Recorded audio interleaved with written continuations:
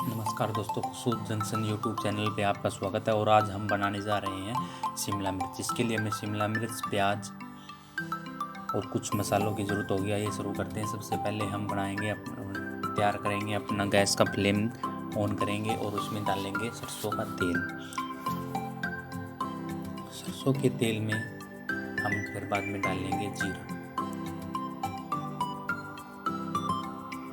इस रेसिपी के अंदर कोई भी अलग से मसाले नहीं है।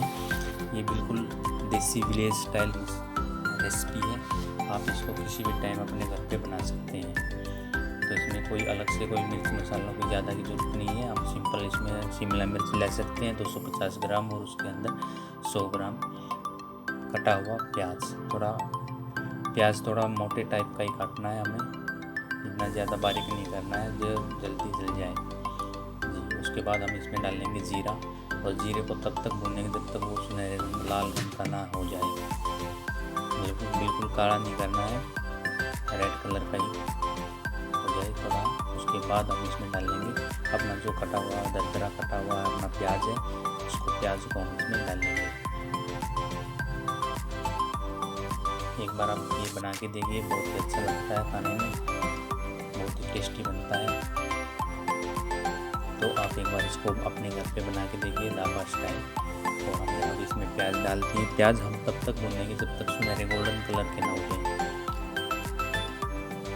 प्याज पक भी जाए और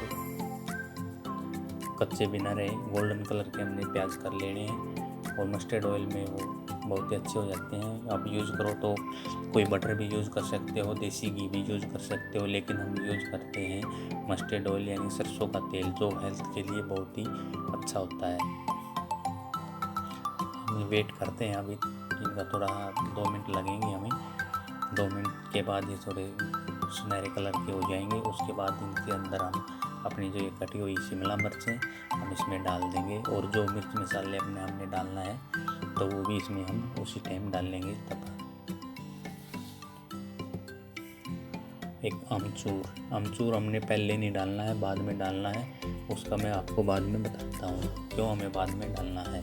तब डालूंगा तो मैं आपको बताऊँगा। एक बार आप ध्यान से देखिए, वीडियो को पूरा देखिएगा, बीच में कट मत कीजिएगा।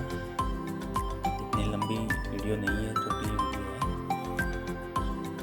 हाँ जी, आप ये लाल हो गए थे, हमने इसमें डाल दिया है शिमला मिर्च कटा हुआ। ये भी ज़्यादा बारीक नहीं करने हैं या ज़्यादा बड़े भी नहीं करने हैं, मीडियम साइज हमने इनको रखना है। और अच्छे से मिला के इसमें हम अभी मिर्च मसाले जो हमारे हैं सिंपल वही डालेंगे, ज़्यादा मिर्च मसाले नहीं है, हम यही डालेंगे। सबसे पहले हम डाल रहे हैं हल्दी पाउडर, जिससे इसमें थोड़ा कलर आ जाएगा, अच्छा लगता है। इसमें डालते हैं नमक, स्वाद अनुसार आप कम ज़्यादा कितना कर सकते हो, जैसा आपका टेस्ट है वैसा आप कर सकते हो। उसके बाद हम डालेंगे इसमें रेड चिल्ली पाउडर, लाल मिर्च का पाउडर, पिसी हुई लाल मिर्च।